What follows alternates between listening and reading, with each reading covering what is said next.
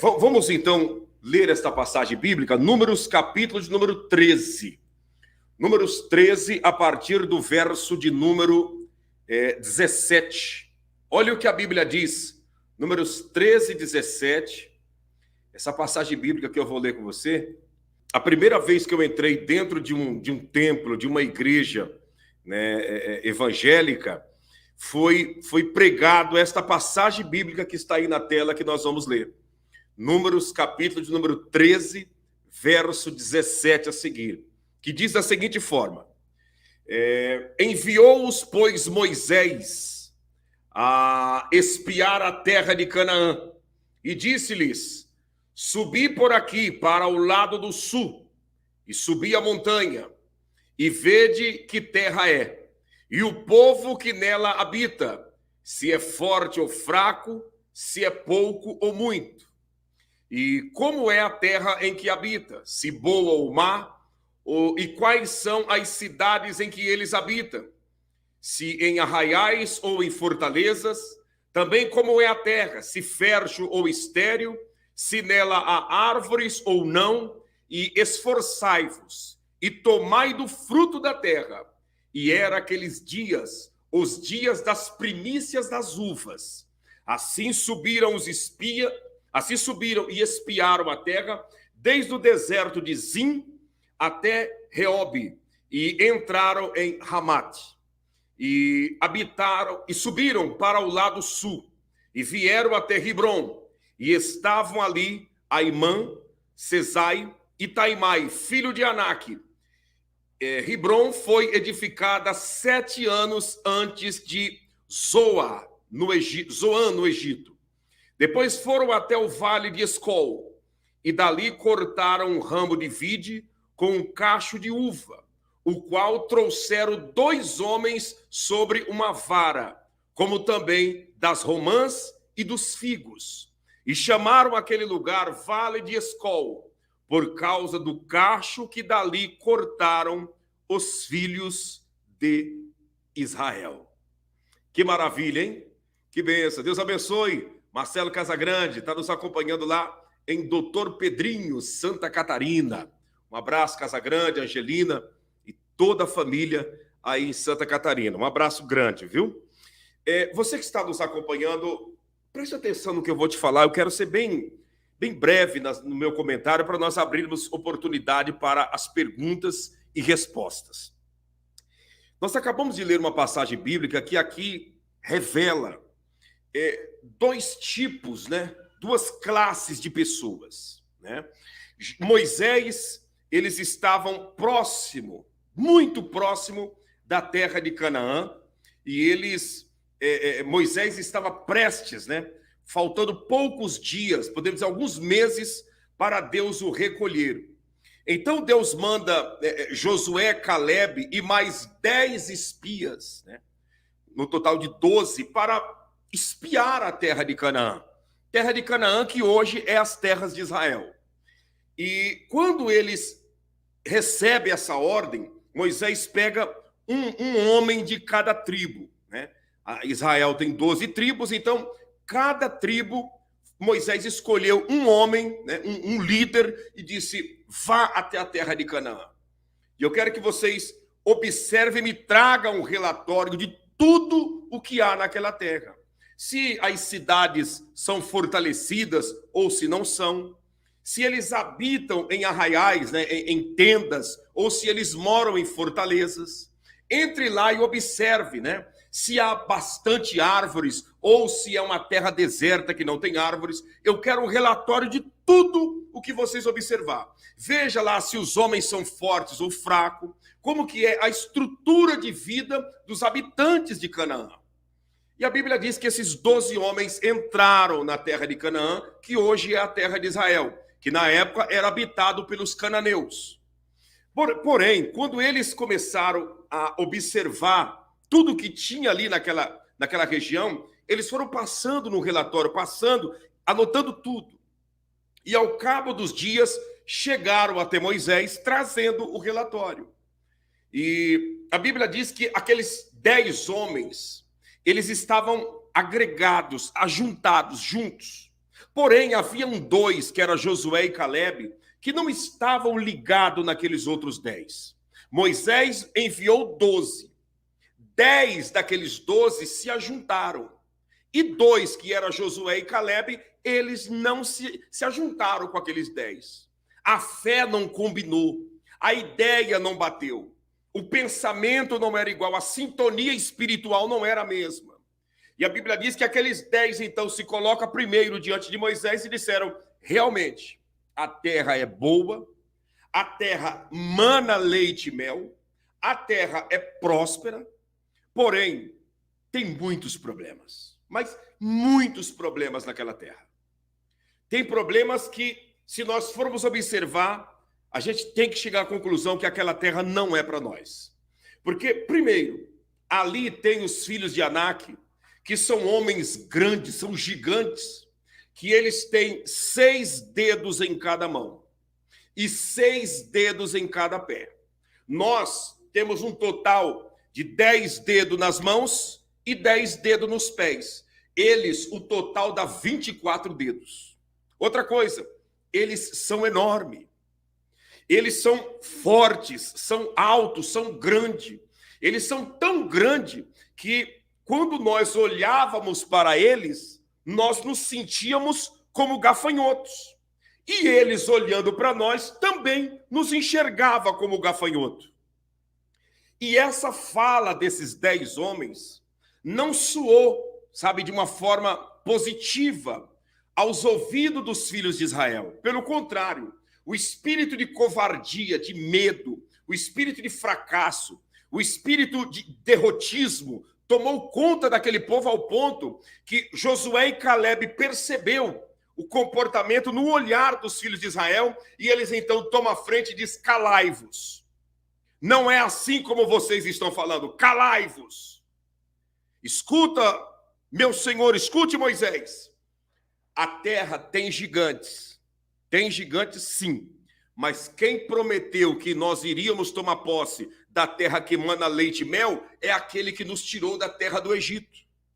A terra tem as suas fortalezas, sim, mas aquele que prometeu que estaria nos honrando, ele é conosco e vai nos entregar a vitória. Outro detalhe, eles estão olhando somente para os inimigos, para o tamanho dos adversários, mas eles não observaram uma coisa. Aquela terra é a terra que mana leite e mel e é exatamente o lugar que Deus prometeu que vai nos entregar e nós vamos tomar posse.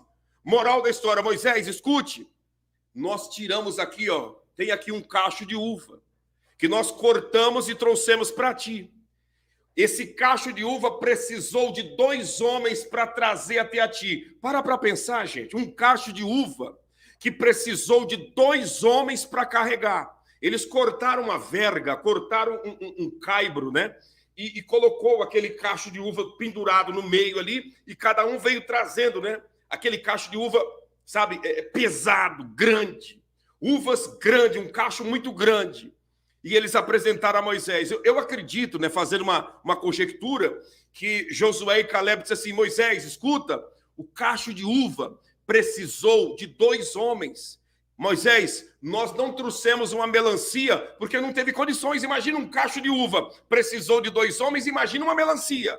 Imagine uma jaca, imagine uma abóbora, sabe? Imagine uma moranga. Quantos homens não precisaria, Moisés? A terra é forte, a terra é próspera, e quem prometeu que vai nos dar é fiel para nos entregar. Moisés, vamos para cima. Moisés, vamos tomar posse da terra. E a Bíblia diz que as palavras de Josué e Calebe foram tamanhas vinda diante de Deus, que todo aquele espírito de covardia foi derrotado, e automaticamente Josué e Calebe conseguiu convencer os filhos de Israel de que realmente aquela terra era uma terra que mana leite e mel. E aí você, quem sabe, você me pergunta, pastor, e aí? E aí que eu quero deixar para você aqui, um pequeno detalhe para você refletir. Um pequeno detalhe para você entender o que Deus quer de cada um de nós. Aqueles 10 homens, eles saíram em 12. Aqueles 10 homens se aliaram, né, e se transformaram em 10 fracassados. Josué e Calebe, tendo a grandeza de Deus na vida deles, perceberam que aqueles homens não eram dignos de andar com eles. Então Josué e Caleb disse: vamos ficar nós dois fora de andar com esses 10, porque senão nós vamos pegar o mesmo espírito do fracasso. Moral da história: Josué e Caleb não se aliou àqueles 10. O que eu quero dizer com isso? Escuta o que eu vou te falar. Quem são as pessoas que você tem se aliado? Quem são as pessoas que você tem dado ouvido? Quem são as pessoas que você tem credibilizado? Quem são as pessoas que você, dedica o teu bem maior, que é o teu tempo, para estar ouvindo e escutando? Você sabe que, assim como o espírito da fé é transmissível, o espírito da dúvida e do fracasso também é transmissível. Assim como o espírito da coragem é transmissível, o espírito do medo e da covardia também é transmissível. Aqueles 10 homens, esse espírito de medo, esse espírito de gafanhoto, esse espírito de fracasso foi passando de um para outro, e eles queriam passar isso para toda a comunidade judaica. Josué e Caleb entrou com o espírito da coragem e anulou aquele espírito de derrotismo e de fracasso que estava sendo semeado no meio do povo de Israel. Você sabe por que tem muita gente nos dias atuais? Olha aqui o que eu estou te falando, eu estou olhando direto para você. Sabe por que tem muita gente nos dias atuais vivendo uma vida de derrotas, uma vida de fracasso? Pessoas que não saem do 0 a 0, pessoas que dão um passo para frente e 10 para trás, porque são pessoas que não têm vigiado aqueles pelas quais ele e ela têm dedicado o seu bem maior, que é o seu tempo, escutando essas pessoas. Tem gente que passa o dia inteiro escutando pessoas fracassadas e derrotadas. Quando chega à noite, a pessoa está pesada. Ela não está acreditando mais em nada. Todas as promessas que Deus fez na sua vida, parece que essas promessas foram canceladas. Mas por quê? Porque a pessoa passa o dia inteiro escutando pessoas fracassadas. Passa o dia inteiro ouvindo gente que o vocabulário que sai da boca deles é: não dá, é difícil, é muito grande a luta, é impossível do milagre acontecer, está demorando demais. São pessoas que não têm esse espírito, essa vibração que vem de Deus e automaticamente abre a boca, profetizando e falando só sobre derrotas e fracasso. E quem dá ouvido a esse tipo de gente se torna fracassado também. Por que isso? Porque nós somos seres sociais. E dentro dessa questão de seres sociais, eu influencio, mas eu também sou influenciado. Eu tenho o poder de influenciar, mas eu também sou influenciado por outras pessoas. Você pode ser o homem mais intelectual, mais entendido, mais cheio do Espírito Santo que você venha a ser. Se você começar a dar ouvido para pessoas derrotadas, você se transforma no derrotado também. Assim também, você pode ser uma pessoa derrotada, uma pessoa vencida pelos problemas. Se você passar a dar ouvido a pessoas vitoriosas, a pessoas que estão vivendo o espírito da fé, a pessoas que estão vivendo o otimismo que vem da parte de Deus, a pessoas que estão vivendo a verdadeira ousadia que vem do eterno, você passa a desfrutar dessa grandeza também. Nós somos produtos do meio em que nós vivemos. Nós somos produto do meio em que nós vivemos. Quer uma prova que nós somos produto do meio em que nós vivemos? Nós falamos português porque nós vivemos numa sociedade que fala português. Olha aqui, do ladinho do Brasil. Você vai em Foz do Iguaçu, né? Na divisa, ali na região das 3 fronteiras. Foz do Iguaçu, que do outro lado já está Cidade de Leste, no Paraguai. Já vem também a Argentina, aquelas 3 fronteiras. Você chega ali na fronteira, em Foz do Iguaçu, você vai ouvir todo mundo falando português. Você atravessa a ponte da amizade e chega em Cidade de Leste, você já vai ouvir todo mundo falando em Guarani ou no portunhol. Você entra na Argentina, já estão falando o espanhol argentino. Mas por quê? Apenas um rio está dividindo o Brasil desses países. Mas por que disso? Porque aquelas pessoas falam esse idioma porque eles são produtos do meio que eles vivem. E aqui do lado do Brasil, são produto do meio que vive. Nós falamos a língua pela qual nós convivemos no meio dela. Quem está nos Estados Unidos fala inglês. Quem está em Israel fala o hebraico, fala o árabe, fala o inglês, que é o país que até então, antes de 47, comandou aquela região. Porém, nós somos produto do meio em que nós vivemos. E você que está me acompanhando, você deve se atentar muito para as pessoas que você passa a conviver. Esses 10 espias eram homens fracassados e eles estavam transmitindo fracasso para aqueles pelas quais estavam dando ouvido para eles. Quando Josué e Caleb entram com a palavra de coragem, então automaticamente aquele espírito do fracasso, aquele espírito da derrota saiu da vida das pessoas e a coragem se apoderou da vida deles. Sabe por que Josué foi um grande líder? Porque Josué andava aliado a Moisés, que era um grande líder. Sabe por que Eliseu foi um homem cheio da grandeza de Deus? Porque Eliseu andava com Elias.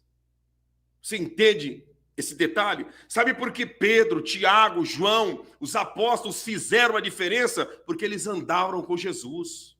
Quando nós começamos a andar com pessoas que realmente têm a glória de Deus na vida, então Deus manifesta a glória dele sobre a nossa vida.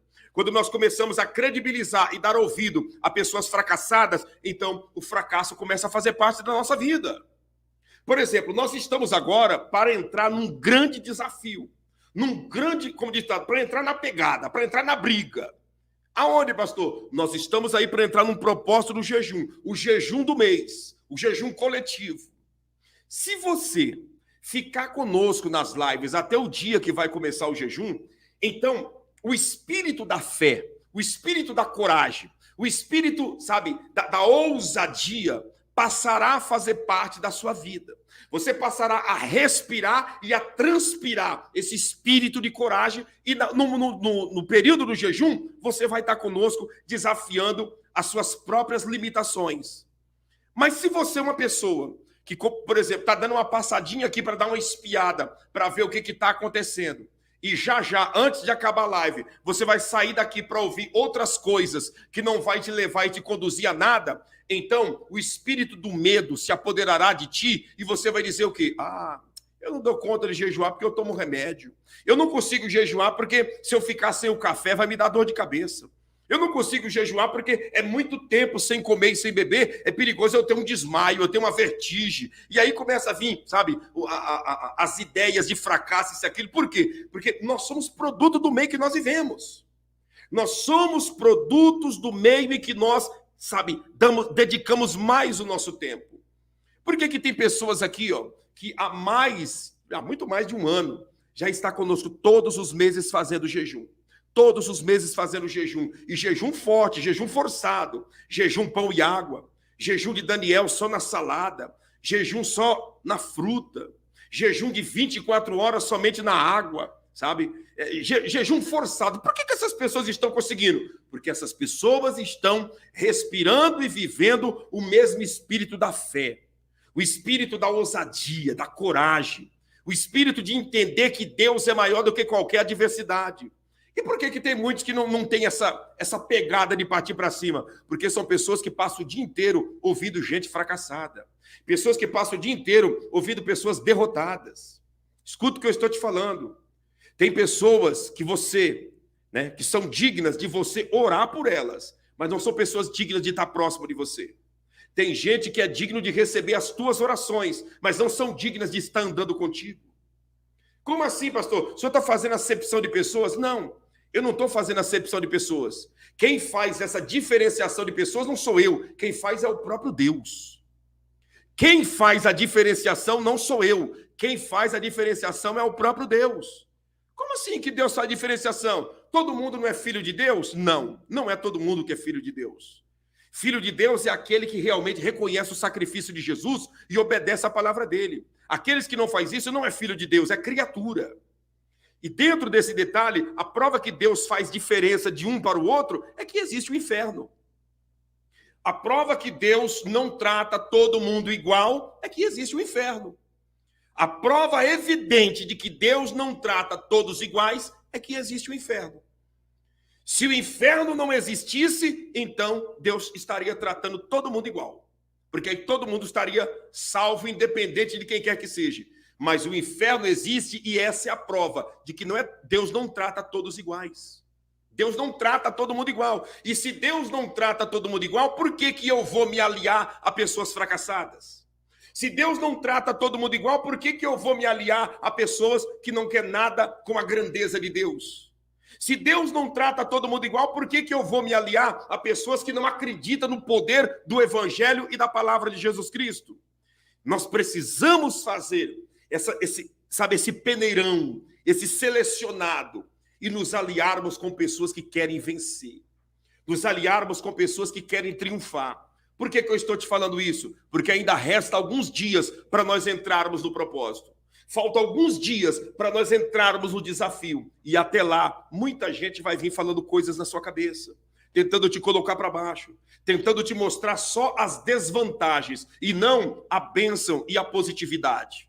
Esses 10 espias não apresentou nada de positividade, não apresentaram nada que venha a ser glorioso diante dos olhos de Moisés. Não, eles só conseguiram enxergar os 6 dedos em cada mão dos gigantes. Os 6 dedos, eles tiveram o capricho de contar quantos dedos tinha nos pés dos gigantes.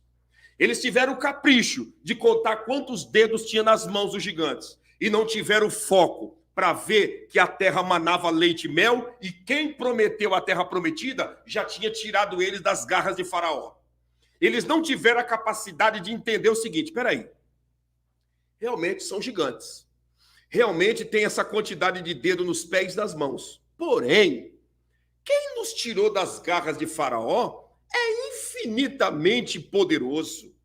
Imagine Faraó com o exército mais preparado do planeta Terra. Meu amigo, quando o povo de Israel, quando o povo hebreu saiu do Egito, quem era a potência mundial era o Egito. O Egito era a potência mundial. Aquele povo se escapou, Deus tirou das garras de Faraó um povo que estava preso diante da maior potência mundial. Então, o que era aquele povo que estava em Canaã diante da maior potência mundial? É a mesma coisa de você hoje olhar e comparar, né? Alguém que está nos Estados Unidos, um exemplo, está preso nos Estados Unidos, né? Aí Deus tira a pessoa da prisão dos Estados Unidos e aí a pessoa, ela simplesmente sai da prisão dos Estados Unidos e no meio da trajetória ele e ela olha e diz assim: sabe de uma coisa? Eu estou com medo agora, sabe, do que pode acontecer comigo. Um exemplo, né? Um exemplo para você entender a diferença. Eu estou com medo agora do que vai acontecer comigo na Venezuela. Eu estou com medo do que vai acontecer comigo na Costa Rica, nas Guianas Francesas. Eu estou com medo. Meu amigo, Deus te tirou da prisão, da maior potência mundial. E agora você está com medo de alguém só porque tem 5, 6 dedos nas mãos, 6 dedos nos pés. Olha a mentalidade desses homens. Mas o que é isso? A derrota, escute, a derrota ela não está instalada do lado de fora. A derrota está instalada dentro do ser humano. Assim também como a vitória não está do lado de fora, a vitória está dentro de cada ser humano. Escuta o que eu estou te falando. Quando você vence na vida, você não está vencendo as coisas estereóticas. Antes, você venceu a grande batalha que está dentro. Nós precisamos entender isso, que a vitória ou a derrota começa aqui dentro. Começa aqui dentro. Através do quê? Através dos pensamentos. Esses pensamentos vão gerando sentimentos, esses sentimentos vão gerando atitudes, e essas atitudes determinarão se nós venceremos ou se nós perderemos. Escuta, a vitória ou a derrota está aí dentro de você. Ah, pastor, é o diabo. Que diabo o quê, meu amigo? Que diabo o quê? Quem é o diabo para derrotar um homem e uma mulher que se enxerga como vencedor perante o Criador? Quem é o diabo para derrotar um homem e uma mulher que já entendeu que Jesus Cristo é maior do que tudo? Quem é os espíritos da macumba, do saravá, do feitiço, para derrotar uma pessoa que já compreendeu que o maior habita dentro dele e dentro dela? Porém, o grande problema é que as pessoas são derrotadas primeiro por dentro. E aí, do lado de fora, apenas é manifesto diante dos olhos de tudo e todos. Tá? É manifesto diante dos olhos de tudo e todos. A minha vitória acontece primeiro dentro de mim. E uma vez que aconteceu dentro de mim, do lado de fora vai ser expostas para todos verem e entenderem. Assim também a derrota. A derrota acontece dentro. E depois ela vem para fora para ficar exposta diante dos olhos de tudo e todos. Sabe? Eu lembro que quando eu era criança, meu pai ensinava toda a minha família, meus irmãos, todo mundo em casa, né? A gente morava na fazenda, na roça, e meu pai dizia para os meus irmãos, e meus irmãos foram ensinando para os filhos também: escuta, quando entrar dentro de uma mangueira para tirar leite, né? Para tirar leite, não entre com medo de uma vaca. Olhe no olho dela e vai para cima, porque se ela perceber que dentro de você existe o medo, então ou você sai correndo ou ela vai te arrebentar no chifre. E é dito e feito, até os dias de hoje. Até os dias de hoje. Se você entrar dentro de uma mangueira onde tem uma vaca, onde tem qualquer animal, e ele ou ela perceber no teu olhar que você está com medo, já era. Já era. Já era. Perdeu. Mas se vê que dentro de você existe a coragem, ninguém te segura. Ninguém te para. Nesses quase 26 anos pregando o evangelho, ajudando, ensinando, aconselhando, orientando obreiros e obreiras no trabalho da batalha espiritual, uma das coisas principais que eu sempre tenho dito para aqueles que querem trabalhar com batalha espiritual. O que, pastor? Escute isso daqui, que isso aqui serve para a tua vida. Você pretende ser um homem, uma mulher que trabalha na área de libertação, de milagres, orando para curar doente, para expulsar demônio da vida das pessoas, orando para Deus fazer maravilhas? Aprenda uma coisa da parte de Deus para a sua vida. Se você pretende atuar nessa área, nesse campo espiritual, o olho no olho seu tem que ser muito seguro. Porque se você for orar por uma pessoa endemoniada, e essa pessoa for possessa pelo diabo com os olhos abertos, e ela olhar dentro dos teus olhos e ver que existe medo, pode sair correndo. Pode ir embora correndo.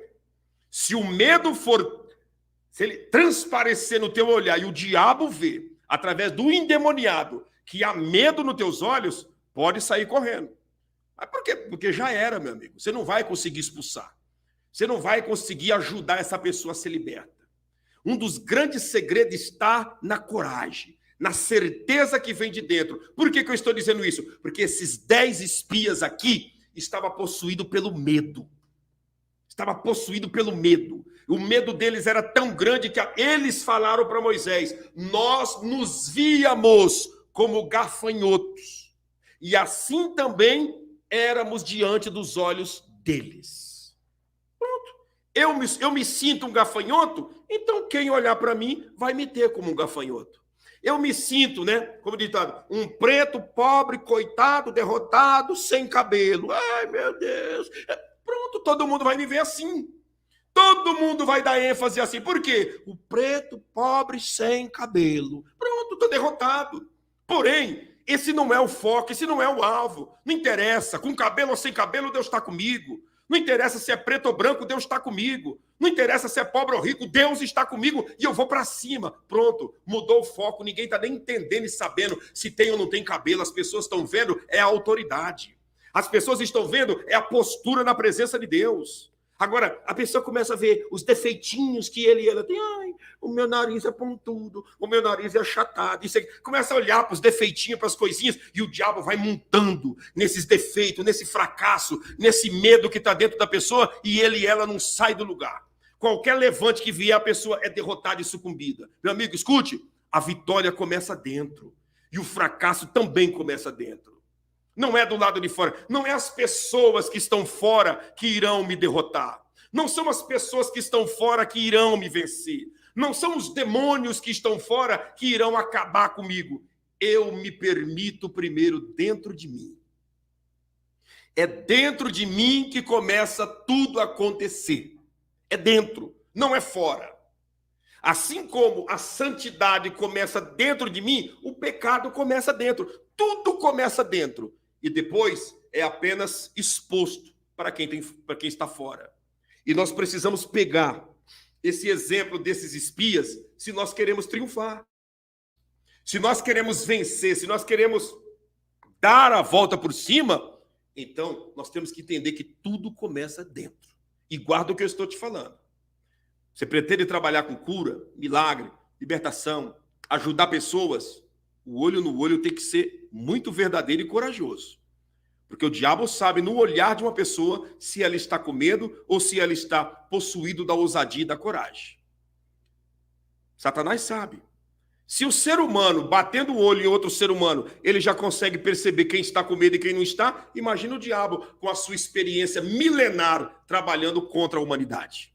Então, é dentro de nós que acontece. É dentro de nós que acontece o milagre, é dentro de nós que acontece a grandeza, é dentro de nós que o milagre é realizado e depois ele é exposto diante dos olhos de tudo e todos. Esses 10 espias estavam dominados pelo espírito da negatividade, pelo medo, pelo fracasso. Por isso eles vieram e só transmitiram aquilo que eles eram diante do povo. Josué e Caleb estavam dominados pelo espírito da ousadia. Por isso eles chegaram e disseram: calai-vos, fiquem quietos. Vocês estão falando bobagem. A terra tem gigante, mas quem prometeu foi o Eterno. A terra tem os filhos de Anak, mas quem disse que a terra é nossa é o Todo-Poderoso. Eles têm vários dedos a mais nas mãos e nos pés, não interessa, o nosso Deus é quem está na frente. E foram para cima e triunfaram. Aí no final de tudo, você vai ler o livro de Deuteronômio, né? O Devarim, e você começa a perceber o quê? Quem foram os únicos que entraram na terra prometida daqueles que saíram da terra do Egito? Josué e Caleb. E os outros que saíram de lá? Pereceram. Os que saíram do Egito, ninguém entrou na terra prometida, inclusive Moisés. Ninguém entrou. Todos morreram no deserto. Os únicos que entraram foram Josué e Caleb. Por quê? Porque dentro deles estavam o espírito da ousadia, o espírito de partir para cima. Meu amigo, minha amiga, escuta o que eu estou te falando aqui da parte de Deus. Eu não estou te trazendo uma mensagem de autoajuda.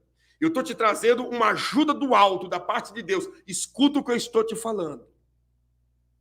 Se você usar a coragem que o Espírito de Deus está disposto a te dar, se você usar a ousadia que o Espírito de Deus está pronto para te dar e te usar, ninguém te segura, ninguém te para. Experiências de vida você já tem de sobra. Dores e pancadas você já tomou até demais. Você está entendendo? Sabe, passado para trás, enganado por gente, dominado por demônios, isso é o que não faltou na tua vida. Então o que falta então agora, pastor, para mim triunfar? Você agarrar essa ousadia que vem de Deus. Olha aqui nos meus olhos que eu estou olhando para você. Você agarrar essa ousadia que vem de Deus e desafiar tuas próprias limitações, dizendo: eu vou para cima, eu vou entrar no jejum, eu vou entrar na oração. Eu sei que de mim mesmo eu não tenho capacidade nenhuma, mas eu tenho fé e eu acredito que Deus é quem me capacita e eu vou. Ninguém te segura, ninguém te para, ninguém vai, sabe, entrar na tua frente dizendo: para, que você não é capaz. Isso não existe. Isso não existe. Às vezes nós, sabe por que nós nos travamos? Sabe por que nós paramos? Porque nós olhamos no espelho e começamos a ver os nossos defeitos físicos. Nós olhamos no espelho e começamos a ver as nossas debilidades físicas. Nós sentamos às vezes, como diz ditado, sentamos na cama ou na mesa, cruzamos os braços e começamos a olhar com aquele olhar parado, pensando: meu Deus, eu acho que eu nasci para sofrer, porque para mim não dá mais. Isso e aquilo. Eu sou uma pessoa muito injustiçada. Eu sou uma pessoa muito perseguida. Eu sou uma pessoa que o mal sempre investiu contra a minha vida. Mas a pessoa começa a ver só o lado negativo. Ela não consegue entender que desde que quando era pequenininho e pequenininha, o mal tem investido contra a vida dele e contra a vida dela pesado, mas nunca ganhou. O mal sempre investiu, mas nunca ganhou. Prova que nunca ganhou, que você está aqui. Você está vivo, você está viva. E isso é uma prova de que o mal nunca te ganhou. Aí a pessoa, ela começa a focar só em coisinhas, em probleminhas, e isso vai, afundando. Vai afundando. Afundando quando pensa que não, está ele e ela no grupo dos derrotados. Está ele e ela no grupo dos fracassados. Está ele e ela vivendo, sabe, o chicote de Faraó, por não entender que tudo começa dentro. Tudo começa dentro. Ah, pastor, mas minha esposa é isso, meu marido é isso. Não é ele, não é ela. Não é quem está fora, não é marido, não é esposa, não é filho, não é filha, não é pai, não é mãe. É você. É dentro de você.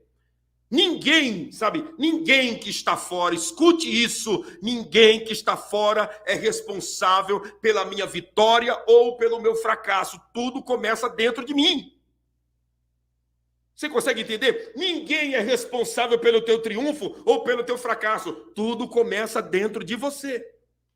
As pessoas que surgirão são apenas consequência daquilo que está dentro de você. Daquilo que está acontecendo dentro. Escuta o que eu vou dizer para você aqui. Uma pessoa que ela está vencida por dentro, escute isso, vencida por dentro no tocante ao vício das drogas. Uma pessoa que está vencida por dentro no tocante ao vício das drogas.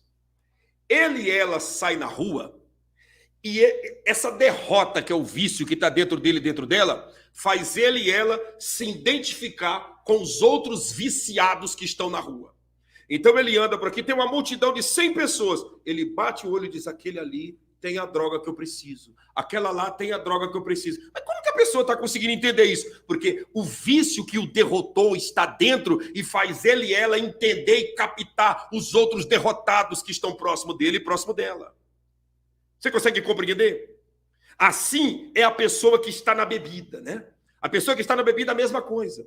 O vício da bebida que está dentro dele e dentro dela faz ele e ela chegar em qualquer ambiente e mesmo não tendo dinheiro, ele e ela bebe de graça.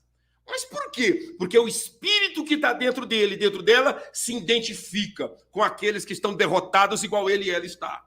A vida é assim, meu amigo. Se você tiver a oportunidade de conversar com alguém que está vivendo no vício das drogas, em qualquer tipo de vício, pergunta para ele se ele consegue identificar outros viciados pela rua.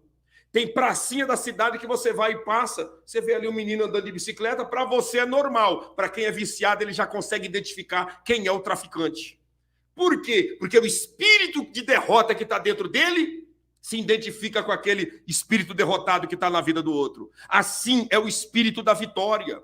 Quando você se alia com pessoas vitoriosas, o espírito de vitória que está dentro de você vai automaticamente identificar com da vida de outra pessoa e vocês irão para cima e irão triunfar. E nós estamos nesse espírito, no espírito da ousadia, no espírito da coragem, no espírito da fé para esse grande propósito de jejum. E eu gostaria que você participasse. Que você entrasse conosco nesse desafio, porque o Eterno quer te honrar. O Eterno quer fazer coisas estrondosas na sua vida. Deus quer trabalhar de uma maneira extraordinária sobre a sua vida e sobre a vida de toda a sua família. Você consegue entender? Deu para você entender?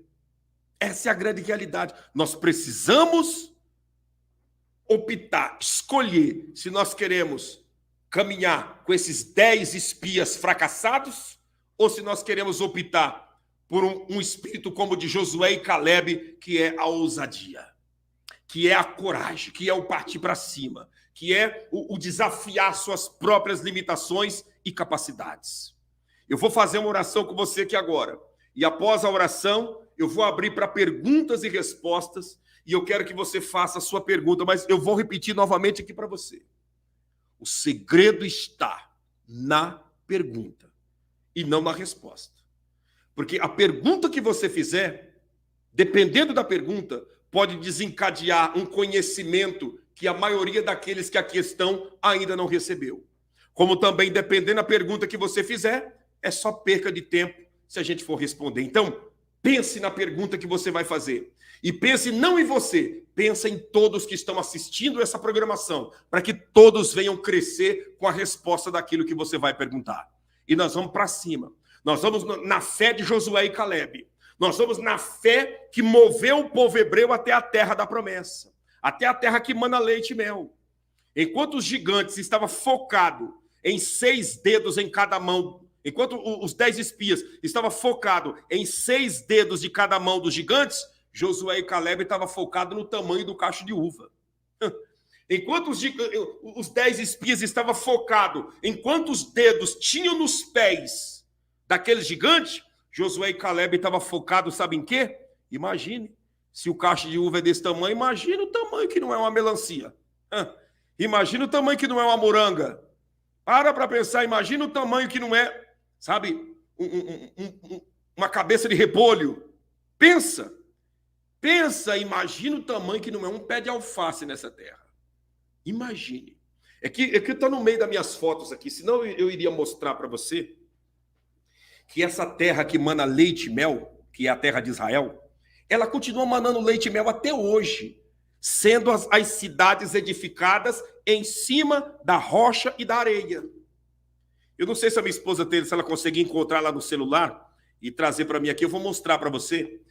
No mercado em Israel, a laranja que vai exportada daqui do Ocidente, que é a laranja que nós consumimos, e a laranja que é produzida em cima das rochas e do areião de Israel. Se você pegar um limão, escuta, eu não estou inventando história para você, um limão, tá? Produzido na região dos kibbutz, né? Kibbutz quer dizer agricultores, na região dos kibbutz, próximo ao Rio Jordão. Um gomo de um limão dá para você fazer uma limonada para pelo menos 3 pessoas se refrescar. Um gomo de um limão. Pastor, que tamanho que é esse limão? O tamanho desse limão, deixa eu ver. Você conhece esses melão, o melão amarelo que é comprado em mercado? O limão é desse tamanho. Do tamanho de um melão. Ah, pastor, é mentira. Pois é. Para quem não entende a grandeza do Deus que prometeu a terra que mana leite e mel, jamais vai entender. Mas um limão, o André Luiz está escrevendo, a laranja do tamanho de um melão. Exatamente. A laranja algumas chegam a ser até maior do que um melão.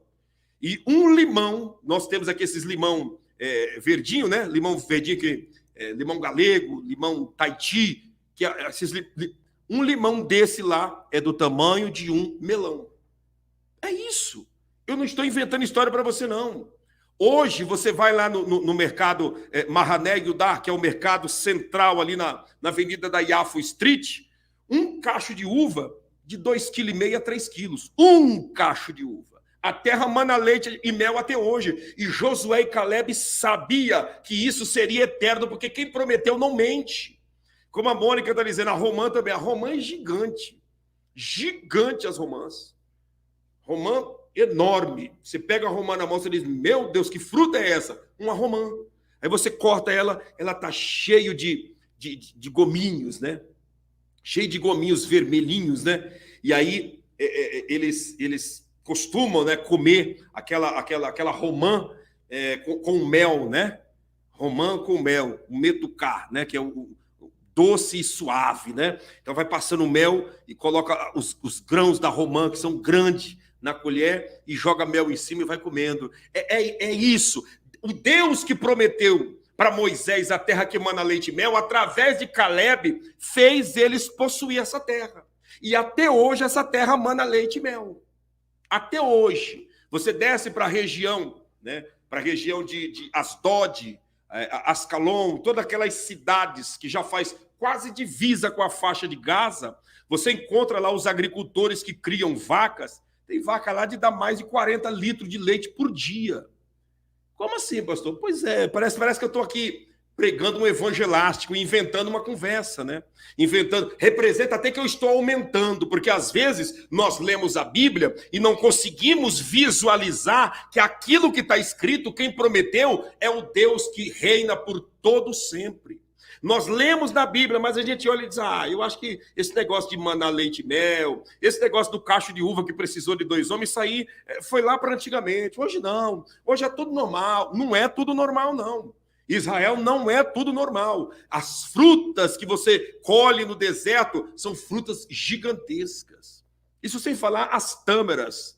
As tâmaras do deserto, se você pega uma tâmara para você comer uma tâmara, aquilo chega, se você tomar sem água, você não consegue, de tão doce que é. É mais doce do que o próprio açúcar. Aquele mel. Se você botar uma tâmara amassada dentro de uma xícara de café como essa, não precisa nem de açúcar, porque ela é açúcar por doce. Aquela riqueza. Mas quem prometeu isso? O Deus de Moisés. O Deus Todo-Poderoso. O Deus que não dorme, que não envelhece, o Deus que não fica fraco. Foi ele que prometeu. E ele tem essa grandeza para a nossa vida. Ele tem essas promessas para a nossa casa e para a nossa família. Nós precisamos apenas deixar o espírito da ousadia tomar conta da nossa vida e não nos aliarmos a pessoas fracassadas. O grande X para um homem ser derrotado é se aliar com pessoas fracassadas. O grande detalhe para uma mulher ser engolida pelos problemas e se transformar numa mulher derrotada é começar a se aliar com outras mulheres derrotadas. Você quer vencer? Ande com o vencedor. Como que você quer voar com as águias andando com os pardais? Como que eu quero voar com as águias se as pessoas que eu convivo todos são pardais? Como que eu quero voar, né, com o falcão, né, que vive por cima das montanhas, se eu vivo andando com as galinhas que tá por ali ciscando, caçando minhoca? Como que eu vou triunfar? Eu sou produto do meio que eu vivo. Como que eu voarei com as águias andando com os pardais, andando com os pombos? Como que eu vou voar com os falcões se eu vivo com as galinhas ciscando, caçando minhoca? Eu não vou chegar a lugar nenhum. Então, se eu quero chegar lá, eu tenho que andar com alguém que tem essa mesma ousadia, com alguém que tem essa mesma fé, esse mesmo propósito. E se você quer, vamos junto, vamos para cima. E eu tenho certeza que Deus estará nos honrando de uma maneira extraordinária. Pensa no que eu estou te falando e avalie o que eu estou te dizendo. Como que eu vou atingir as mais altas nuvens como as águias, se o meu círculo de convívio, o que pensa um pouquinho mais, pensa igual um pombo? Como que eu vou chegar em algum lugar? Na realidade, meus contatos são os pardais. Mas lá no meio tem alguns pombos também, tem algumas galinhas que gostam de ciscar caçando minhoca. Esses são os meus contatos. Quando que eu voarei com as águias? Quando que eu estarei no meio dos falcões? Quando que eu estarei fazendo a minha casa nas nuvens, como as águias fazem, lá, acima das nuvens, nas altas montanhas? Como? Nunca. Porque eu sempre vou pensar, né, em ciscar para caçar uma minhoca. Eu sempre vou pensar em ciscar para, quem sabe, achar um grãozinho de arroz, achar um mosquitinho que está ali caído dando sopa. Essa é a realidade. Você está entendendo? Vamos para cima? Vamos embora? Eu vou fazer uma oração com você. Eu vou fazer uma oração com você e eu tenho certeza que o Deus Todo-Poderoso estará nos orientando e nos dando direção. Deus abençoe Flávia Brito, primeira vez conosco. Vamos caminhar, Flávia. Vamos andar, vamos junto. E todos que aqui estão pela primeira vez, vamos juntos nessa fé, se você quer vencer. Eu repito, somos produto do meio em que nós vivemos. Não foge desse contexto. Não tem como fugir. Eu sou produto do meio em que eu vivo. Nós somos produto do meio que nós vivemos. Eterno, na tua presença nós nos curvamos aqui agora e eu apresento a todos que estão aqui ouvindo a tua palavra. Que o Senhor venha nos dar graça, direção, sabedoria. Que o Senhor venha nos orientar e nos direcionar para que nós possamos estar junto com aqueles que querem chegar nos lugares altos, com aqueles que querem alcançar os valores eternos, os valores espirituais. Abençoe a todos, meu Deus, em o nome de Jesus. Paralisa toda a contrariedade, todo espírito do pessimismo, do desânimo, todo espírito trevoso que vem para tentar paralisar o teu povo, que seja derrotado nesse instante, em o nome de Jesus, e que todos sejam abençoados e agraciados pelo Senhor, que é o Criador dos céus e da terra e de tudo que existe. Abençoe a todos em nome de Jesus. E você que crê e recebe, diga amém e graças a Deus.